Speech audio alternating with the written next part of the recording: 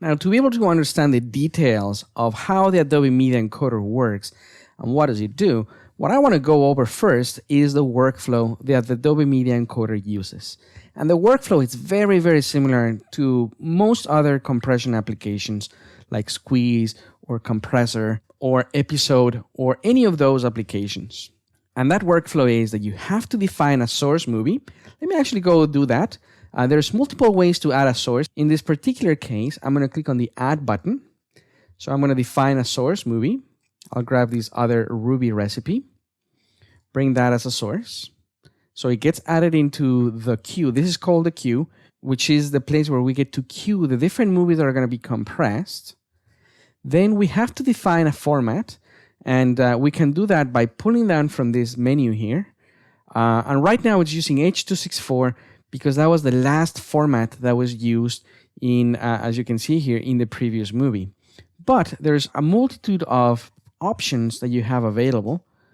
I'm going to leave it in H.264 for an iPod version. And once that you define the format, then you can go and choose a preset from an extensive collection of presets that are already included in the Adobe Media Encoder software. So in this case, as I mentioned before, I want to make this movie for an iPod or an iPhone. And I'm choosing widescreen because I know that that movie was shot in 16:9.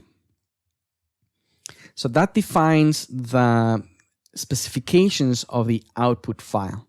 And the output file, if I just roll over, you're going to see here, it's going to go in the same directory as the source media if I don't change anything, which I'm not going to do right now.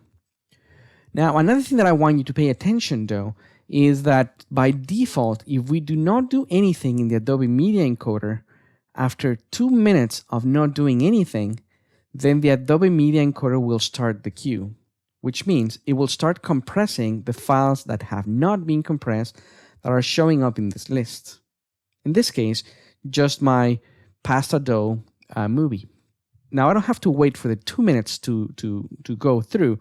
I can just click on the Start Queue button, and then the Adobe Media Encoder will go through the compression. By default, if we don't do anything, we do get a preview of what it's doing or what frames it's compressing.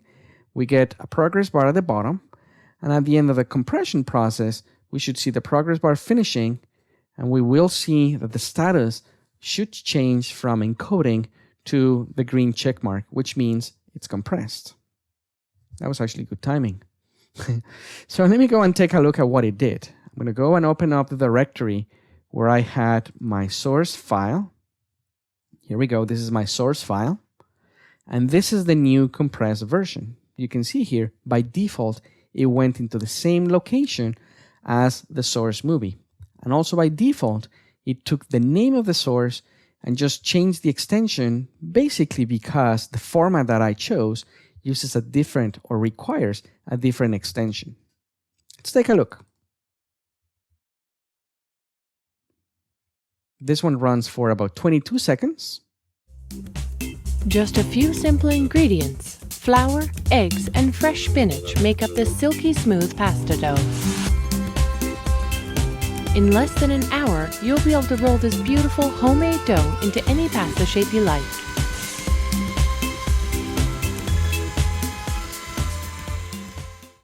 And now this movie that is much smaller can now be synced to my iPhone or to my iPod.